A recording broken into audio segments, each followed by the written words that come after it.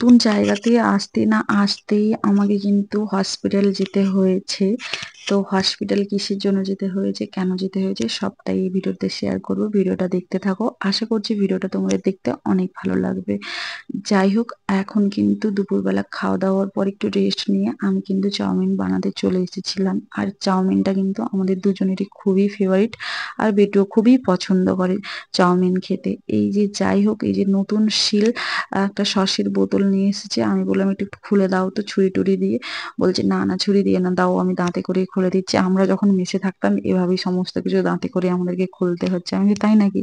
আর আমি কখনো দেখিনি যে সসের বোতল এইভাবে দাঁতে করে কেউ খুলে বলে। যাই হোক, সেই জন্য তোমাদের সাথে শেয়ার করে দিলাম। ও যাই হোক, বলেছে যেমন সেরকম কাজটা কিন্তু করেও নিয়েছে, সসের বোতল খুলে দিয়েছে।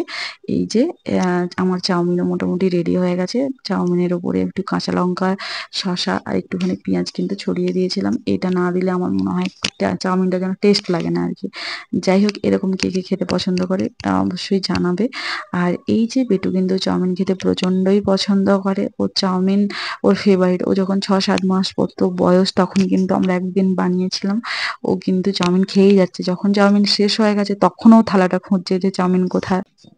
এই যে ও চাউমিনের দিকেই শুধু তাকিয়ে আছে। আর অন্য যে কোনো খাবার দাও ওর গলার মধ্যে আটকে যাবে।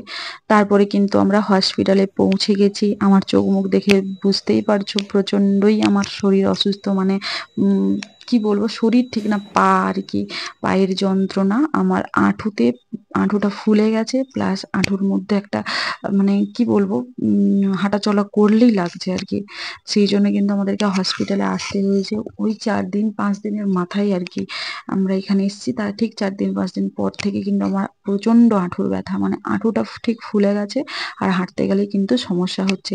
তারপরে কিন্তু ডাক্তারবাবু এখানে বললেন যে যেহেতু এটা পাহাড়ি এলাকা, অনেকটাই ওঠা, মানে পাহাড়ে উঠতে হচ্ছে আবার নামতে হচ্ছে। আর এখানের একটা কি সমস্যা, সিঁড়িগুলো না সেই কি বলবো, দাঁড়ানো দাঁড়ানো সিঁড়ি আর কি। মানে অনেক পরিশ্রম হয় আর কি এই সিঁড়িটা ভাঙতে। আর আমরা যেহেতু কোয়ার্টারটা পেয়েছি সেকেন্ড ফ্লোরে, সেই জন্য কিন্তু আমাকে অনেকবার করেই নামতে হয় আর কি। আহ মোটামুটি ধরে রাখো ওঠা নামা 4-5 বার করে তো নামতেই হয় আর কি। 4-5 বার ওঠা নামা করলে মানে 10 বার 12 বার করে নামতে কিন্তু উঠতে হয় প্লাস নামতে হয়। সেই জন্য কিন্তু প্রবলেমটা শুরু হয়েছে। আমি কিন্তু এইটা 10 দিন মতো ওষুধ খেয়েছিলাম, তারপরে কিন্তু ঠিক হয়নি। আর তারপরে আবার আমাকে গিয়ে আরেকবার যেতে হয়েছিল আর কি। সেটার কিন্তু কোনো ভিডিও করা নেই।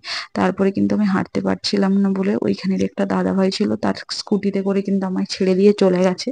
আর যেহেতু ছেড়ে দিয়ে চলে গেছে সেই জন্য আমি যে জামা কাপড়গুলো মানে ওই যে শোকাতে দিয়েছিলাম সেগুলো তুলতে নিয়ে চলে এসেছি বেটুকে সঙ্গে করে নিয়ে। এই যে বেটু কিন্তু এই যে খেলছে, ওই পাশের কোয়ার্টারেই থাকে আর কি। ওদের বাড়ি কিন্তু রাজস্থানে।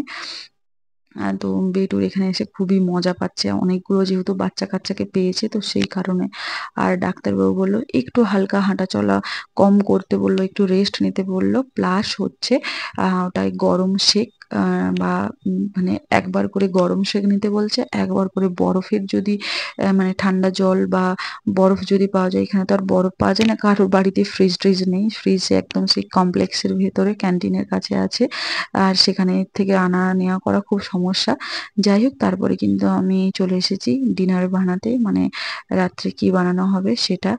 আর ও আর ওর বাবা করে কিন্তু এই যে কয়েকটা জিনিসপত্র আনতে গিয়েছিল ক্যান্টিনে। যেহেতু আমার পা খুব ব্যথা সেই জন্য কিন্তু আমি যেতে পারিনি।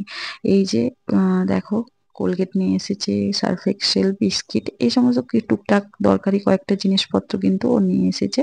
আজকের ভিডিওটা কিন্তু এখান পর্যন্তই। ভিডিওটা ভালো লেগে থাকলে লাইক কমেন্ট শেয়ার সাবস্ক্রাইব করে পাশে থেকো।